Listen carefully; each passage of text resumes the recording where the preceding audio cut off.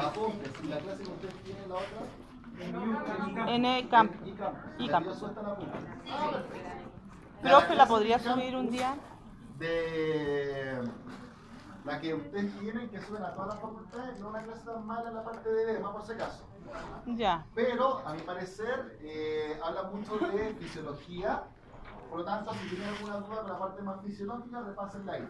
Las leyes, eso, pero igual les aseguro que todas las preguntas para la prueba, si usted quiere pasar la prueba, va a ir enfocado a esto. Ok. O sea, ustedes si quieren... Le paso una pregunta, con respecto a las clases, ¿usted las sube el mismo día? No hay una posibilidad de para traerla y no ir al laboratorio. No tenemos voz. Se me olvidó, en realidad. Pero mira, nunca la voy a tener antes del martes. Pero la puedo subir el martes. Sí. ¿Qué no se me olvidó? En realidad se me hubiera recordado una compañera suya, no la subí. Con un día antes, basta. Ya, bien, pero la un día antes. Pues las cambio todos los años. Entonces ni siquiera me acuerdo los cambios que hice este año, pero las cambio. Sí las vamos a subir. Ok. ¿Ya? La clase de hoy día, entonces, se va a dividir en edema, transudados y exudados y fiebre, ¿no es cierto? Pasamos ya, y fiebre. Ahí vamos a terminar, ¿ya? Como ven, es un currículum bastante amplio. Vamos a tratar de juntar un poco todas estas patologías para ir acercándola a lo que sea más entendible.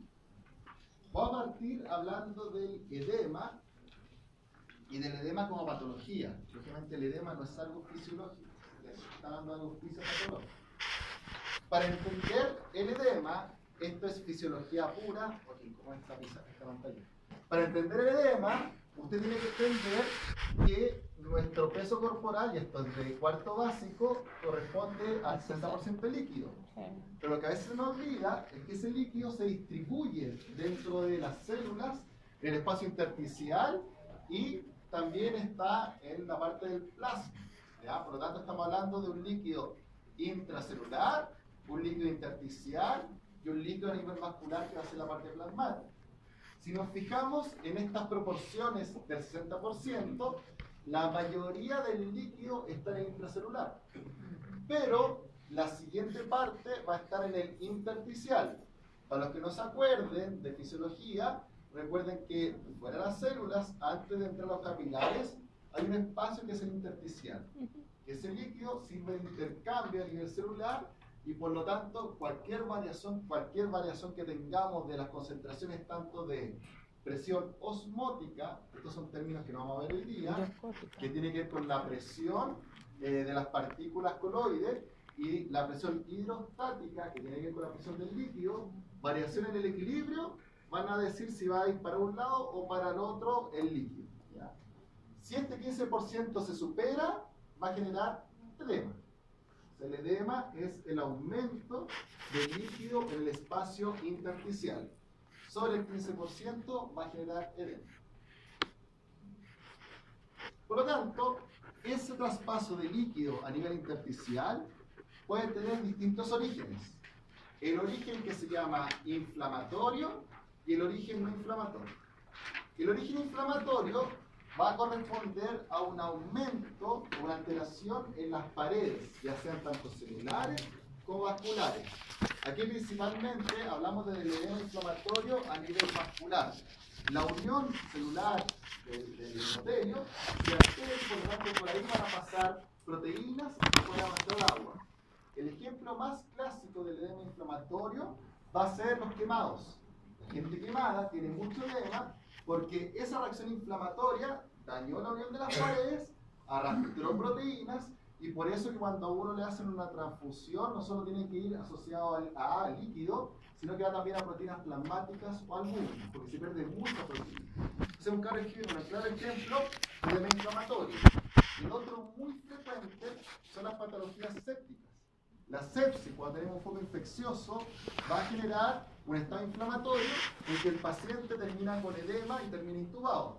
Eso es porque todas las citoquinas inflamatorias dañan la unión de la pared, la permeabilidad y va a pasar agua. Pasa agua y genera un edema intersticial. Y la otra causa es el edema que se llama no inflamatorio. Y el edema no inflamatorio tiene que ver con alteraciones hemodinámicas. Y aquí estamos hablando tanto de disminución de la presión osmótica o oncótica, se está hablando de las proteínas, que disminuye la albúmina, o el aumento de la presión hidrostática. Esos son los casos que vamos a ver durante la clase. Entonces, el aumento de la permeabilidad, como les decía, en una primera instancia se va a separar las células, va a pasar líquido y posteriormente va a pasar proteína. El problema de las proteínas es que, como les decía, arrastra agua. Por lo tanto, va a generar un síndrome mucho mayor y va a ser mucho más complicado. Entonces, va a generar un síndrome compartimental. ¿Se acuerdan la clase pasada que lo nombramos así al voleo porque eso es de medicina? Acuérdense que hablamos de los síndromes compartimentales apendiculares, que por ejemplo en la parte del infante. Bueno, eso va a ocurrir cuando salga por ahí proteína, elimine más presión, arrastre más agua, y por lo tanto vamos a tener un síndrome compartimental. Se llama síndrome compartimental apendicular. Dentro de las causas tenemos el traumatismo, sepsis, mordeduras que van a generar sepsis, y aquí faltan las quemaduras. Lo que hacen en perros vemos pocos quemados, o sea, los vimos cuando fue el problema en Valparaíso, y ahí sí que fue complicado, pero aparte de catástrofes naturales no está frecuente ver. Entonces, la clasificación de los edemas puede ser distinta si, por ejemplo, son edemas apendiculares, edemas de miembros, edemas generalizados, simétricos, asimétricos. Una de las clasificaciones de la edema es respecto a la causa del edema. Puede ser una causa local, puede ser una causa sistémica o puede ser una causa que genera aumento de la permeabilidad. Y la otra clasificación, vamos a la primera después, la otra clasificación es si, por ejemplo, es bilateral simétrico o unilateral. Esto lo pueden leer del paper que le envié a los apuntes, en que habla de la evaluación del edema, pero de la parte clínica. Como decía, este curso de fisiopatología, como lo estoy haciendo yo, siempre era apuntado a la parte clínica, ya lamentablemente o favorablemente. Entonces, el edema bilateral simétrico va a ser generalizado cuando tengamos una insuficiencia cardíaca. ¿Ya? Esto lo vamos a ver en fisiopatología cardiológica, pero si yo les digo por fisiología una insuficiencia cardíaca que genera un edema generalizado, ¿de qué lado va a ser? ¿Derecho o izquierdo? Simétrico. Ya, no puede ser de los dos. ¿Izquierdo o derecho? ¿Cuál es la circulación mayor y la menor? ¿Cuál es la menor? La del pulmón. Esa es la izquierda, ¿no es cierto? Y la circulación mayor va del izquierdo al derecho, ¿no es cierto? Por lo tanto, una insuficiencia cardíaca significa que el corazón derecho no está eliminando sangre hacia el pulmón, se devuelve. Y por lo tanto, esto ocurre cuando tenemos una insuficiencia congestiva derecha, del lado derecho. Por lo tanto, cuando yo les digo un edema generalizado, es una insuficiencia cardíaca derecha. Súper importante. Enfermedad renal o síndrome nefrótico. ¿Por qué esto? Por la pérdida de proteínas. Muy bien. Pierden proteínas en el síndrome nefrótico, baja la presión oncótica y por lo tanto tenemos un edema generalizado. Insuficiencia hepática o cirrosis, esto se lo voy a explicar porque no es tan simple. Genera, recuerden que la albúmina se va a producir a nivel hepático. Cuando el hígado funciona mal, no produce albúmina y no se genera bien la presión oncótica y por lo tanto genera un edema. Y la otra causa es que recuerden que aquí hay una circulación portosistémica. Por lo tanto hay una doble circulación. Que si hay cirrosis, esa circulación también, como el corazón, puede generar un trastorno congestivo y generar líquido en el abdomen. Edema y líquido en el abdomen. Desnutrición, no tengo que decírselos, hablamos de proteínas. Extremidades inferiores, esto está hecho de humanos, por lo tanto aquí hablan de extremidades inferiores y anteriores, no, superiores. Entonces, síndrome de malabsorción, lo vamos a ver cuando hablemos de gastrointestinal, patología de diarreas que absorban mal proteínas lo va a generar, preeclampsia, síndromes hipertensivos en el embarazo, por ejemplo, idiopática, no tiene idea, fármacos que usamos nosotros a diferencia del amlodipino. El amlodipino es un fármaco que es un antihipertensivo. Por lo tanto, ese fármaco como contraindicación puede generar también un edema de extremidades. Mixedema, ¿qué es lo que es mixedema? ¿Lo conocen? No. El mixedema es un edema que generalmente ocurre a nivel facial, que es la gente que se empieza a hinchar o que tiene, los perros que tienen cara de pena en el hipotiroidismo. La falta de hormona de tiroides genera que se acumule líquido con retención de sodio a nivel de la cara. Entonces genera un mixedema, ¿ya? Pero esto cuando está en las zonas de los miembros inferiores también se llama mixedema. Ocurre generalmente en hipotiroidismo. Linfedema es una enfermedad de humanos, pero en perros ocurre cuando hay una compresión por un tumor. Un linfoma a nivel del linfonodo popliteo, que es el que está atrás, Sí. genera compresión y un edema. Y ustedes tocan, cuando toquen, esto lo vamos a ver, no la nada en clínica. Ustedes tocan, se hace una fobia, que eso así se llama cuando se hace un surco y no vemos un lugar, es una fobia de hematosa.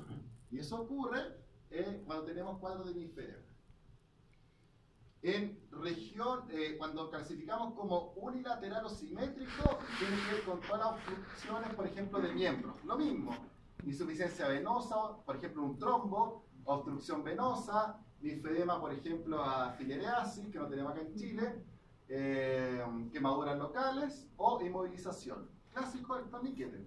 El torniquete, si no lo sueltan, va a generar un grado de edema. Ya son lesiones, alteraciones clásicas. Entonces, lo clasificamos como simétrico o unilateral. ¿Cuál es la fisiopatología del edema? La fisiopatología, ya lo hemos hablado bastante, es que ustedes lo manejan ya. Tenemos una presión hidrostática aumentada, una presión coloidocótica disminuida, y eso va a generar un edema que corresponde a un transudado. Vamos a hablar después de los tipos de líquido y de secreciones. ¿Qué es lo que va a ocurrir? Bueno, si yo tengo un vascular en que bajé la presión hidrostática, aumenté la hidrostática o bajé la coloidocótica, va a haber una fuga de líquido y va a ir al intersticio. ¿Qué es lo que va a ocurrir? Disminuye el volumen circulante. Si el líquido del vascular sale al intersticio, voy a tener una menor presión, voy a tener menos sangre en los vasos sanguíneos. ¿Qué genera eso? Va a generar un aumento del sistema renina, angiotensina, aldosterona. ¿Ya? ¿La renina dónde se produce? El riñón. ¿Cuál es el sistema renina, angiotensina, aldosterona? ¿La renina dónde viene? Del riñón, de la mácula densa. Por lo tanto, si al riñón le llega poca sangre, el riñón va a recibir eso. ¿Y qué va a hacer el riñón? Estimula la renina para aumentar la presión. Y se va a formar todo este sistema. Este sistema se lo puede recordar en riñón, aunque no debería, pero igual porque se lo voy a preguntar. Entonces, la aldosterona es un mineralocorticoide que se produce en la glándula adrenal y que retiene sodio. Y al retener sodio, retiene agua. Al retener sodio y agua, lo que está tratando de hacer mi organismo es aumentar el volumen plasmático. Por lo tanto, vamos a tener un paciente en que hay un edema, porque está perdiendo líquido, mi riñón percibe eso, y lo que va a hacer mi riñón es que va a aumentar la retención de sodio y agua y va a aumentar el volumen plasmático a través de este mecanismo. Pero ¿cuál es el problema? ¿Y si qué pasa si yo, por ejemplo, la pérdida de proteínas, la presión coloidocótica disminuida, esa pérdida es por una pérdida, por ejemplo, de un paciente quemado respiratorio? Una persona o un perro, por ejemplo, que estuvo en un sitio de un incendio, respiró y se quemaron las vías respiratorias aéreas. Edema respiratorio, ¿no es cierto?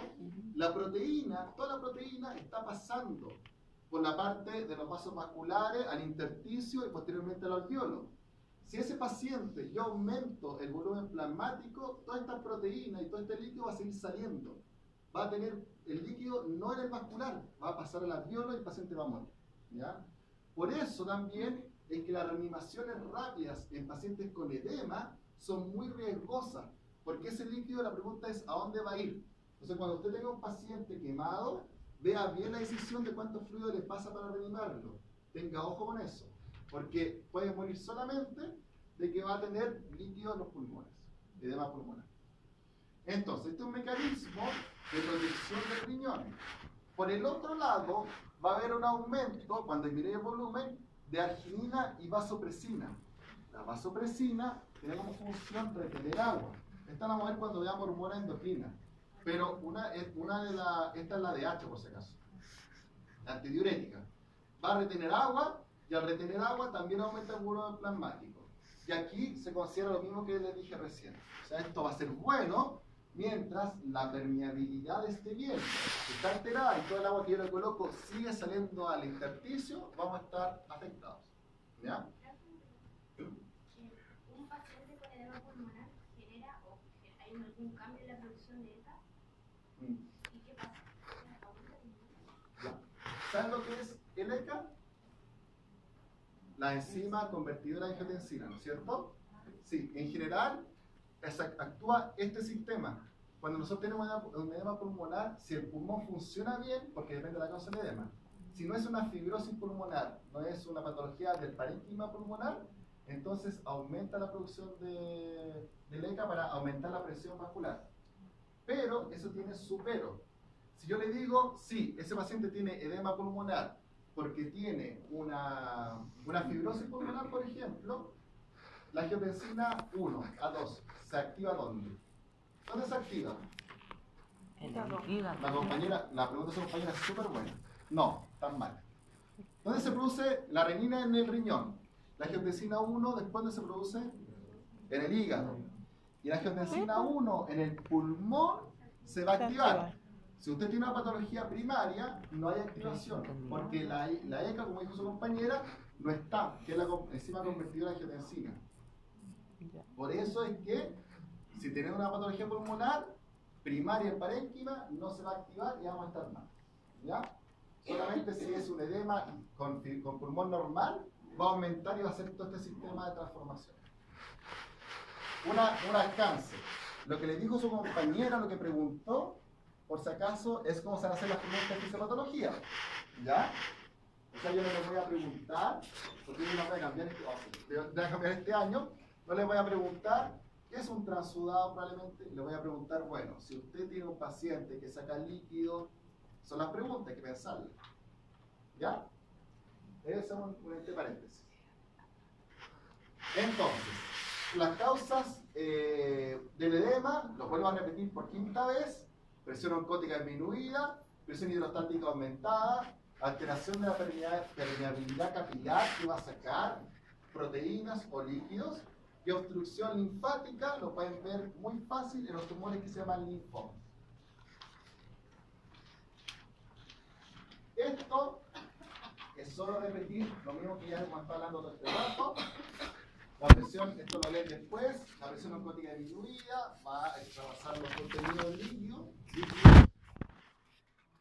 Causa de hipoalbuminemia, defecto en la ingesta, mala nutrición, defecto en la absorción intestinal, mala absorción, aumento de pérdidas, como bien dijeron ustedes, síndrome nefrótico, digestivas, enteropatías perdedoras de proteínas, pacientes que no están absorbiendo a nivel intestinal las proteínas, enfermedad hepática avanzada, no se produce albúmina, e incremento del metabolismo proteico en sepsis.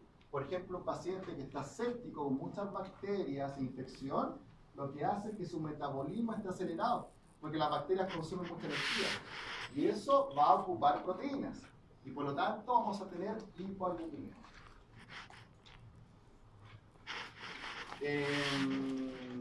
Causa de aumento de presión hidrostática, hipertensión venosa sistémica. Aquí se los coloqué, insuficiencia cardíaca derecha, pericarditis constrictiva. ¿Cuál es esa? El pericardio, si por ejemplo tenemos un hemopericardio o un iliopericardio, que es un pericardio con líquido que va entre la pared del miocardio y la tela, se puede decir, va a generar que se comprima el corazón, y al no expandirse va a haber una falla congestiva derecha. ¿Ya? Interferencia en el retorno venoso, como les comenté, trombosis venosa, compresión venosa. Si usted tuviera un torniquete mucho rato puesto, también va a generar un edema. Y lo que vamos a tener acá siempre va a ser que vamos a tener más presión hidrostática aumentada más que oncótica disminuida. Fisiopatología del edema pulmonar. El edema pulmonar es uno de los edemas más complicados que hay. Generalmente va a estar causado por el otro lado, el lado de la circulación menor. Por lo tanto, vamos a tener una insuficiencia cardíaca izquierda o puede ser por una estenosis mitrálica. ¿Ya? ¿Dónde está la tricúspide? ¿En qué lado? La tricúspide del derecho, muy bien. Y la mitrálica en el izquierdo. Estenosis es que no se abra bien, por lo tanto hay acúmulo hacia arriba y va a producir un aumento de la presión en diástole cuando se extiende. Esto va a mover muy bien el cardio. Finalmente, lo que va a generar el problema cardiológico izquierdo es que vamos a tener una hipertensión venosa pulmonar y congestión de los capilares. ¿Ya? ¿Y qué es lo que va a ocurrir? Va a pasar líquido de los capilares a el alveolo. Y ahí es cuando vamos a tener un ruido que se conoce como crépito. Esto lo vamos a ver en un práctico de sonidos respiratorios. Posteriormente, si yo tengo mucho líquido que se está acumulando, ese líquido va a seguir y por lo tanto el corazón derecho no va a poder expulsar sangre porque tengo un tapón adelante. Entonces va a producir una falla que se llama retrógrada. Y vamos a terminar con un paciente que empezó con edema pulmonar, sigue con mucho líquido, va a ir al lado izquierdo y por lo tanto el líquido se va a acumular por el lado derecho al lado derecho, se acumula al derecho y el derecho ¿de dónde viene? Viene la circulación sistémica. Entonces va a acumular sangre y va a llegar al hígado. Y el hígado va a liberar sangre al abdomen. Entonces vamos a tener, no sangre, perdón, líquido. Vamos a tener ascitis y vamos a tener edema. Eso es lo que ustedes ven en un cardiópata. Un paciente cardiópata parte con líquido en los pulmones, en el alveolo, pero termina con líquido en el abdomen. Termina con ascitis, parte con edema, termina con ascitis. Eso es por la progresión de todo el cuadro cardiológico en que hay un acúmulo retrógrado de sangre. ¿Ya?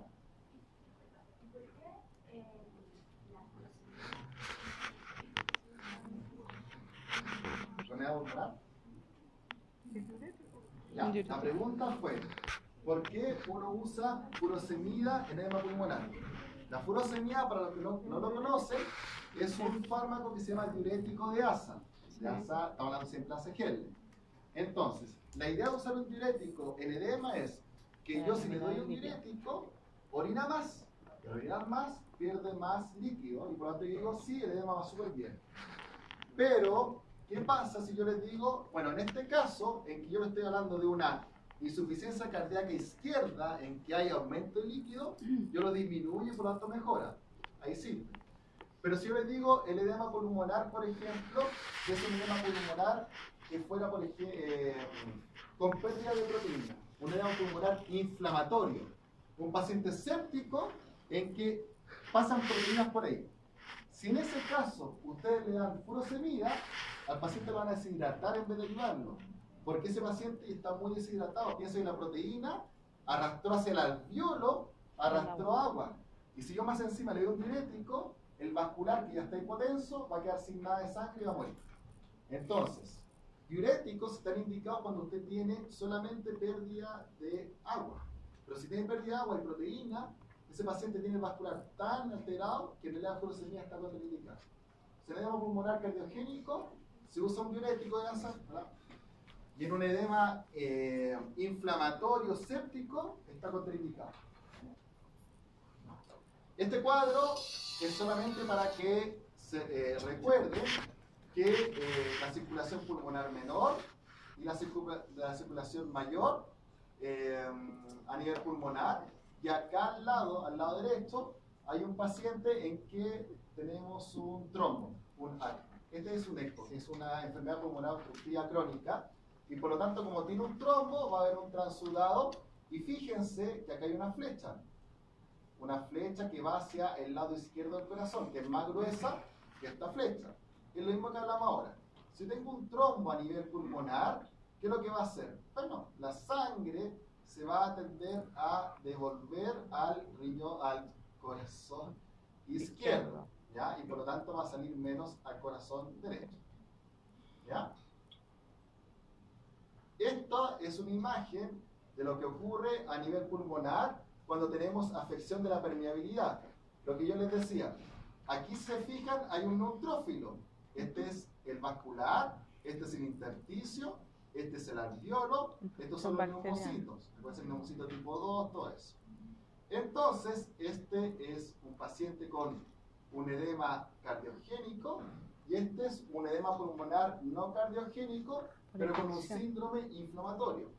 Entonces, lo que va a ocurrir es que en un edema pulmonar con síndrome inflamatorio, un séptico, tiene una piometra, tiene una infección severa, los neutrófilos van a adherirse a la pared y ¿qué va a ocurrir? La van a dañar y van a migrar de la pared al alveolo. Pero aquí, como la pared se dañó, no solo va a migrar los neutrófilos, sino que también las proteínas y también van a migrar nuevos neutrófilos. Entonces, si acá usted hace un lavado bronquialveolar y usted hiciera un análisis de célula inflamatoria, debería encontrar neutrófilos y macrófagos. En cambio, si tenemos un edema pulmonar cardiogénico por falla congestiva izquierda, entonces lo que vamos a tener es que el vascular está muy grande, pero la pared está intacta. Entonces lo que va a ocurrir acá es que el líquido va a extravasarse hacia el alveolo. Esa es la principal diferencia entre un edema inflamatorio y un edema cardiogénico. Por eso es que, como preguntó su compañera, acá si se fijan, esto es puro líquido. Si yo en este caso doy un diurético para que orinen más, sí, es súper indicado.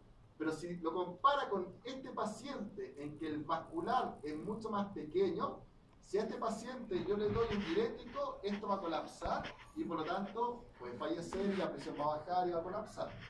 Por eso es que en un caso los diuréticos están indicados y en el otro caso los diuréticos están contraindicados. ¿Ya? Es muy buena esa imagen. Muy buena. Entonces, la fisiopatología del edema por la falla del otro lado, que es la falla derecha, si yo le digo que hay un problema en la fuerza eyectiva, o sea que mi corazón derecho, por algún motivo no está eliminando sangre, entonces va a haber una alteración retrógrada del ventrículo derecho. ¿Ya? Retrógrado es hacia atrás, anterógrado es hacia adelante. ¿Qué falla? Solo por anatomía. ¿Qué falla pudiera ocasionar una afección, una disminución eyectiva anterógrada o una congestión retrógrada en el lado derecho? ¿Qué es lo que va a causar eso? Ya, un soplo, pero ¿por qué? ¿Cuáles son las válvulas del lado derecho? La tricúspide, ¿y cuál es la otra? La pulmonar, ¿no es cierto? Entonces, en cachorros, en perros chicos, hay una estenosis, que es que no se da bien la arteria pulmonar, y por lo tanto hay una congestión retrógrada. Y si ya estamos en esa, si yo les digo que estamos en la parte retrógrada, ya saben que lo que va a haber es un aumento en la presión hidrostática a nivel de la vena cava. Y por lo tanto va a haber un mayor acúmulo de sangre a nivel de los vasos hepáticos, sistémicos, y va a haber líquido ¿hacia dónde? Primero hacia el intersticio, edema, y después hacia la cavidad abdominal, y eso se llama ascitis. Pero vamos a ver después. Por esto es que si se fijan, los que tienen las guías masivas, la de Biudla, van a ver que hay una parte en que le están hablando de lo que se llama la presión venosa central. ¿Ya? No lo pesquen porque la presión venosa central es una presión, se lo voy a comentar porque si no, porque está anotado nomás. Es una presión que uno mide en la yugular y la idea de eso es ver cuánto es la presión retrógrada. Si esa presión es muy alta, yo le digo, mire, usted tiene mucho contenido líquido, por lo tanto tiene que dar más diurético. Si la presión es muy baja, entonces te dice, me falta presión. Pero eso es netamente medicina y actualmente eso tiene solo una indicación médica, que usted está pasando fluidos hasta que la presión suba entre 12 a 15 minutos de mercurio. No tiene otra. Entonces, la presión venosa central, úsela cuando hagan medicina mejor. No se aprendan ahora eso. Así que no lo voy a preguntar. Fisiopatología del edema en afección renal, este lo tenemos clarísimo. Puede ser por excesiva retención de sodio y agua. Como dijimos recién, acá lo que va a actuar es el sistema renina, angiotensina, aldosterona. Si el riñón está afectado, aumenta la renina. Y eso termina en que va a aumentar la aldosterona y va a retener sodio y agua. Por eso la gente que tiene problemas renales tiene que comer alimentos sin sal, igual que los cardiópatas, para no aumentar la presión. Se da la otra causa, que no es la que les dije recién, es la del síndrome nefrótico.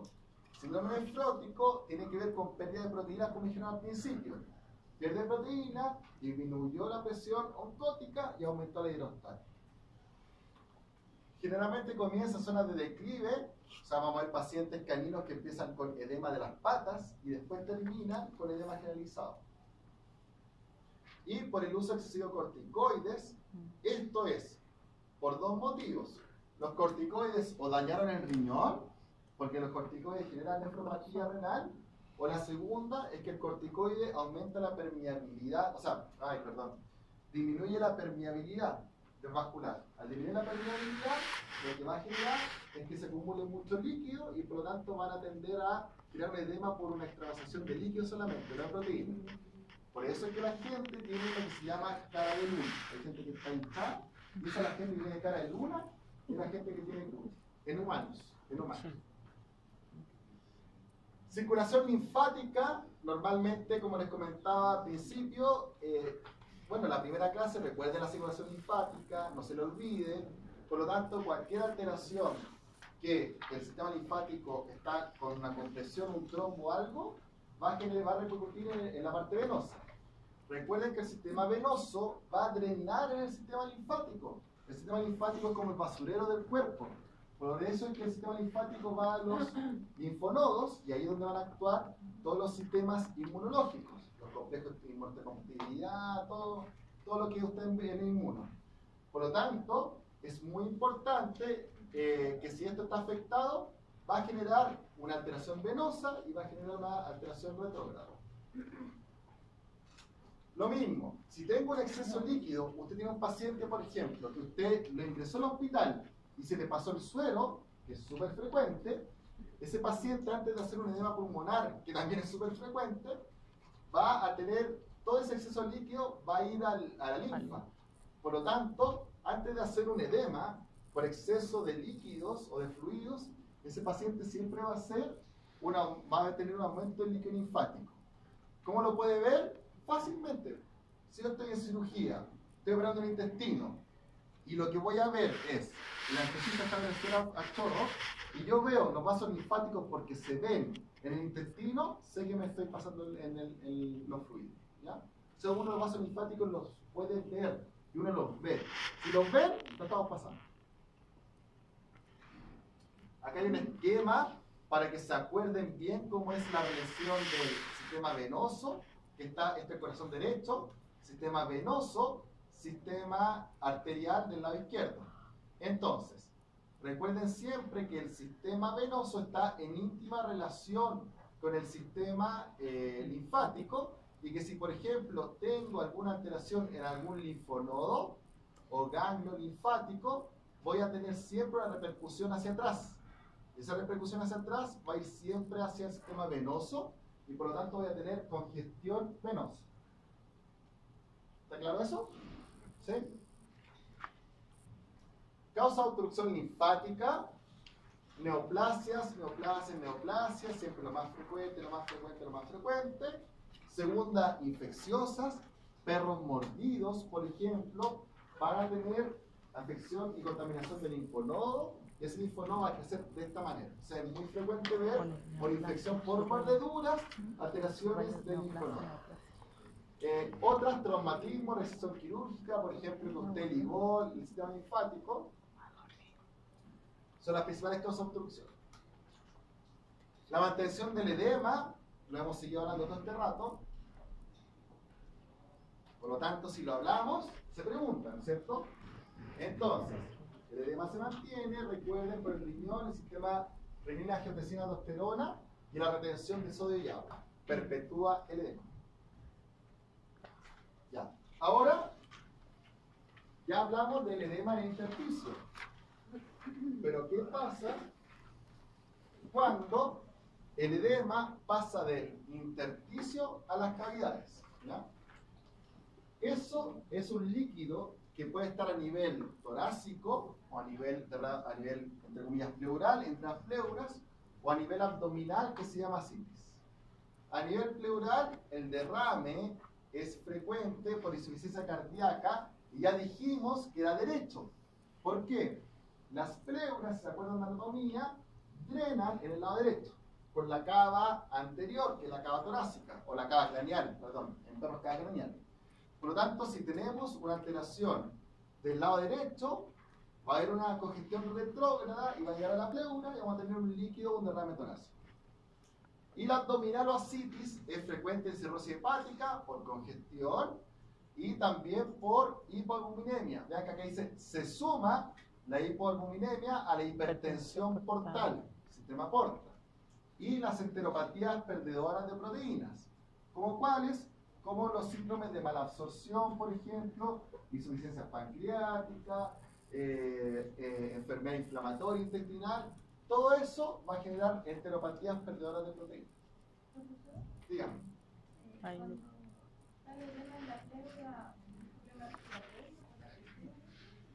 Sí, en la caja torácica tiene una presión que se llama presión negativa. O sea, usted no debería tener líquido en la caja torácica porque esa presión negativa hace que el pulmón se va a expandir fácilmente. Entonces, si hay líquido ahí donde no debe haber, lo que va a hacer es que el tórax no se va a expandir. Entonces ocurre a nivel clínico un síndrome que se llama disnea sincrónica, en que yo, por ejemplo, como me puedo expandir el pulmón, trato de expandir, pero no se nota y se expande más el abdomen. Entonces hacen esto, el abdomen, y después cuando logra expandir el pulmón, el abdomen ya se contrae. Entonces hacen este movimiento de tórax y abdomen. Se llama disnea o disnea sincrónico. Solamente usted viendo un paciente que hace eso, usted sabe que tiene líquido en los pulmones, porque no se logra expandir. ¿Eso puede ser crónico o aislado? Puede ser crónico si es un cáncer como un mesotelioma pleural o una cardiopatía congénita. Eso es crónico. Y es agudo cuando, por ejemplo, tiene un gato que tenga un PIF, que es una peritonitis infecciosa felina, en que hay en que genera una secreción a nivel pleural, o puede ser también por trauma. Si tiene un trauma, también eso. Esas son las distintas causas de líquido en el tórax. Por ejemplo, acá, cuando hablamos de asitis, fíjense en este paciente el que tiene un abdomen totalmente prominente, o sea que no hay duda. Por aquí tienen que ver siempre puntos claves, como le dijo su compañera, para ver cronicidad. Y esto no es de medicina, esto es de fisiopatología. Fíjense que aquí tenemos pérdida muscular, ¿no es cierto? Está epiléptico. Entonces, la primera pregunta es, ¿crónico o agudo? Sin hacer medicina, ¿crónico o agudo?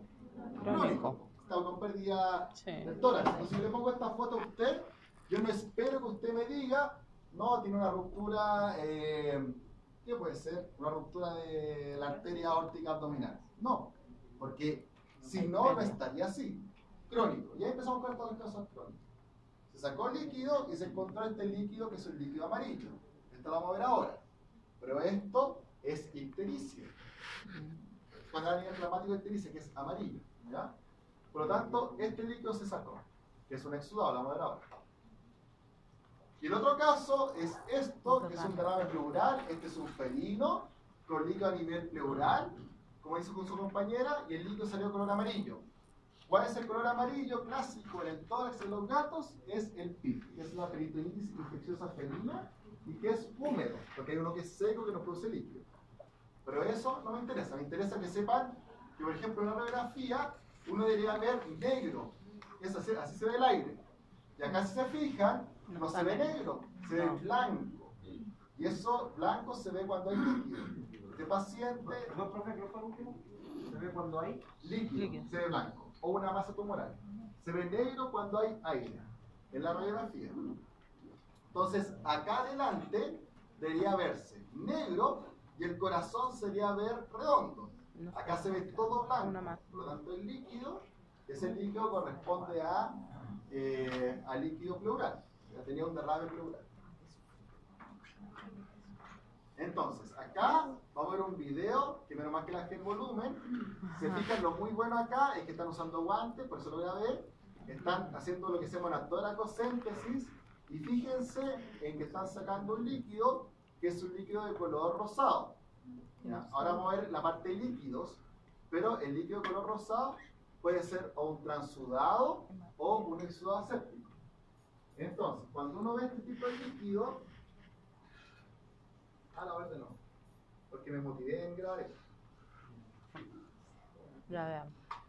Ya, cuando vemos este tipo de líquido, ya sabemos que el paciente probablemente tenga o un tumor que se llama mesoteloma o, como le decía recién, un problema cardiogénico. ¿Ya? Eso es un derrame pleural. Mira, está pinchando en el tórax y el paciente posteriormente se ve más aliviado. Vamos a salir, ¿no? Ya. Entonces, dígame. Profe, cuando se hace una dilatación y obviamente se saca el exudado dentro de la cavidad torácica y está ahí ya tratando al paciente y vuelve a producir meledema, ¿Cómo funciona eso? ¿Usted cree respuestas de medicina? Ya. Uno tiene que sacar líquido. Primero tiene que ver cuánta cantidad de líquido está sacando. Ya todo depende del peso del paciente. Entonces, estándar, si usted tiene un paciente son más o menos 100 ml kilo. Si usted saca más de eso, usted debería pasar a la siguiente parte, que es un tubo de tórax, que uno coloca. En vez de esto, uno acá coloca un tubo de tórax que uno pone y lo deja constantemente drenando hasta que resuelva el problema. Y la otra indicación del tubo de tórax es que si usted hizo 3 toracocéntesis en menos de 12 horas, también amerita tubo de tórax. O sea, si usted está en el turno de noche y tuvo que hacer 3 veces sacar esa cantidad considerable, también coloca un tubo de tórax y con eso va a drenar constantemente el líquido hasta que resuelva el problema. ¿Cuál es la indicación de? sobre 7 ml en la primera indicación, ¿verdad? Sobre 100 ml kilo. Sobre 100 ml. Kilo. Porque se está dando, por ejemplo, un ovejero alemán no es lo mismo que un Yorkie. Si un Yorkie le saca, un ovejero va a sacar 3 litros a lo mejor, fácilmente. Lo otro importante, ya que habló de medicina, uno nunca tiene que sacar todo el contenido. Nunca. Porque si usted saca todo el contenido, piénselo de esta manera. Esto es fisiopatología, así que esto es termino. Los vasos sanguíneos a nivel del tórax están a cierta presión. Si usted tiene líquido, alteró la presión de esos vasos sanguíneos. Entonces yo le digo, mire, usted tiene una aorta y una cava súper apretada porque tiene líquido. ¿Qué pasa si yo lo que hice fue secar todo el líquido? La cava y la aorta hizo esto. Al tiro se distendió a su tamaño normal. Entonces el organismo va a colapsar porque no está adecuado para eso. Entonces usted saca y lo saca todo. Por eso es que el error más común que uno ve es que el colega llegó y drenó todo y el paciente se hipotensó y falleció. Usted empezó a reanimar y no murió. Tiene que sacar no toda la cantidad de líquido. ¿Cuánto? Discutible, no hay un valor exacto. Pero siempre tiene que dejar una parte adentro para después sacándole a poco. Pues sacó todo, toda la presión que estaba comprimiendo ahí se distendió rápidamente y el paciente colapsa. Eso es bien importante. ¿No convendría hacerlo progresivamente para que no pasara? Es que es progresivo. Es progresivo. O sea, uno va sacando incluso, ¿cómo dice acá el ejemplo? Porque en general uno va sacando lentamente y si se fija, la jeringa que tiene la colega es una jeringa de 3 ml. Entonces, es muy pequeña y así ya se asegura de que no está sacando nada. Pues mire, 3 ml en un perro que este es un Dachshund, debe ser de 10 kilos, 8 kilos, eso es muy poco por vez. Si yo le digo, usted puede sacar hasta 8 kilos, 800 ml, de 3 son un montón de jeringas. Entonces uno lo que hace es sacar así. A uno, cuando está en el turno de noche, y yo lo hice muchas veces y me equivoqué, uno saca de 60 y empieza a sacar rápido para vaciarlo rápido, pero es un error. O sea, usando jeringas chicas, usted se asegura al tiro que no va a cometer ningún error y lo está sacando lento. ¿Debería solo cuando es pleural? ¿O abdominal la pregunta? En abdominal se hace lo mismo. Pero esa en abdominal, como la cantidad de líquido que va a acumular es mucho más, hay uno no entra con una de 3 o 5, entra con una de 20, hasta 60 dependiendo del tamaño. Pero en abdominal es lo mismo, todo se saca lento. Entonces, vamos a hablar de las diferencias entre transudado y exudado. ¿Sabe qué? Vamos a hacer un recreo ahora, de 10 minutos. ¿Le parece?